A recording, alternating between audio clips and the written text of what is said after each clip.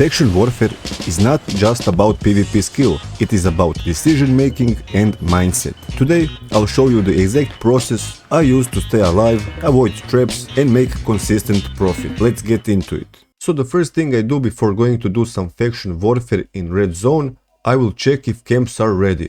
Here the camp is ready in 30 seconds, so we are good to go. When I get there, I will open local map, so I press N and I try to locate the blob. Each city has its own color and that will be the color of the blob. So Fort Sterling's color is white, Bridgewatch is orange, Lyndhurst is green, etc. The second thing I do is check right here at the bottom, right below the map, to see how many potential gankers are there in the area. Now this number is only a number of gankers that are not doing faction warfare. They are there only to gank. But that doesn't mean that some other city isn't there to gank as well. But you will not be able to see their numbers, so you always gotta be careful. Just because it says one criminal here, doesn't mean there aren't many more players there trying to gank you. Okay, so I located the blob and now I want to get there as fast as possible. Because on your own you can be an easy target, but with the blob of course you are much safer. Now when you see your city doing a big camp, you do not want to get distracted. Because if you are far away, you will not be able to see how the camp is progressing and they can clear it really fast and you do not want to miss it. Okay, so when you reach the camp, there are a couple of things you should do. First, try to join a big group. If you are a new player and you are unable to join any group because it's full or whatever the reason may be, do not even try fighting these mobs. They hit hard as shit. You won't get any fame or silver for them because like 50 people are in group and they're hitting them and they will get all the fame and silver. If you have a hard time finding group, just yell locally for groups and somebody will invite you. Second thing you gotta keep in mind is if you get knocked down by mobs and camp gets cleared while you are down, you will not be able to loot the chest, so never allow these mobs to knock you down. Third thing is when the camp is done and chest can be looted, you gotta care for the bombers. They will wait until the camp is done and try to kill you while you're looting, because that's when you're most vulnerable and they can pretty much one-shot you if you're not careful. So there are two ways to approach this to be as safe as possible. Either stand right next to the chest when camp is around 55-56 out of 60, and as soon as it's done, you want to loot fast, don't check what you got, just loot fast and mount up right away and move away from the chest, and then you can check your loot. Luckily, Albion recently introduced take all button. Before that you had to manually shift click all these items and that was a real pain in the ass. The second way to approach this is to wait like a minute, make sure there are no bombers and then loot the chest. But however, I'm not the biggest fan of this because there is always a chance you will miss some smaller camps nearby or even a bigger chest in the next zone due to waiting, and every second can count in faction warfare.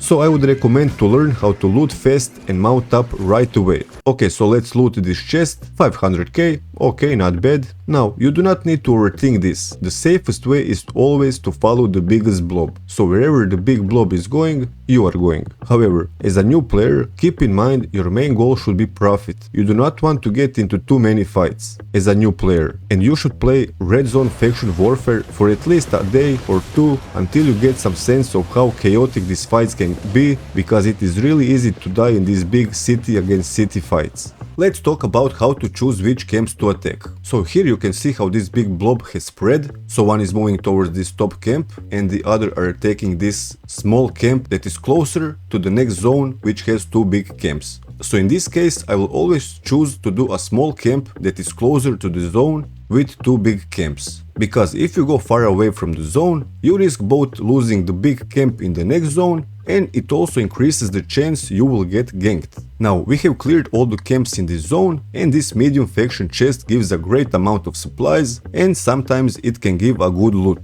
But since I can see there is 4 minutes left and I can fast travel to this zone, instead of waiting I will go back to sell my profits and have more than enough time to return for this medium faction chest. Now if there are a lot of people there, you won't be able to teleport to your city. So you gotta move away from this big group so you can teleport, and to teleport just mount up and press R. Okay, so I teleported to my city, quickly I sell all my loot and I return to the zone.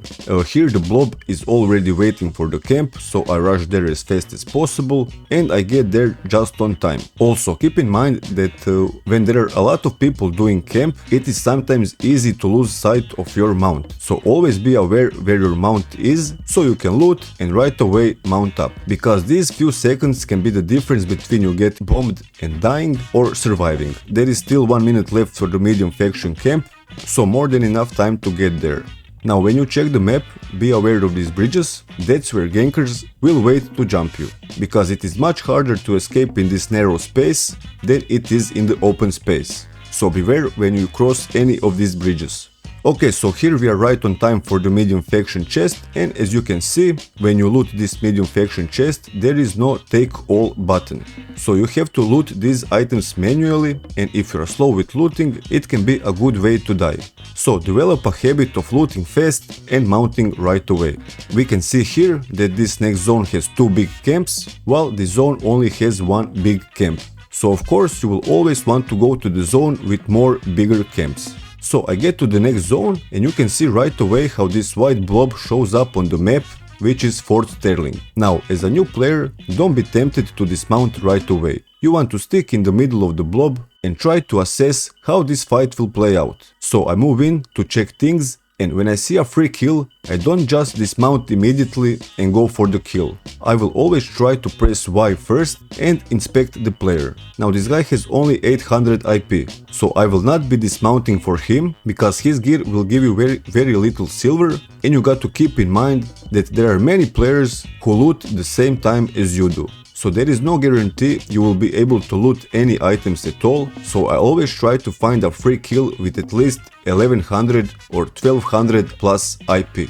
So if I can loot even 1 or 2 items from him, at least I got some proper silver for it. So try to develop a habit of inspecting your enemies and picking and choosing your battles.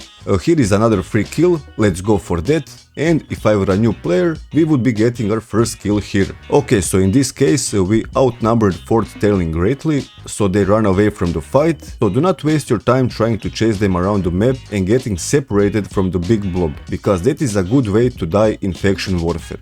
Now the Tether blob is moving in to take this outpost. Now in this case we still have 90 seconds before the big camp is ready, so it is safe to go for the outpost. But if the big blob was already doing this big camp and I had to choose between going for the outpost or going to do this big camp, I would always choose to do big camp. Because outpost will only give you a little amount of faction points, while a big camp can potentially give you millions of silver worth of loot. So when we get to the outpost, we have to kill this champion of Fort Sterling to capture the outpost and take over the zone. This guy is pretty tough, so unless there are at least 10 or 15 players with you, you will not be able to kill him with a random blob. So keep that in mind, you do not wanna risk him knocking you down and somebody potentially killing you.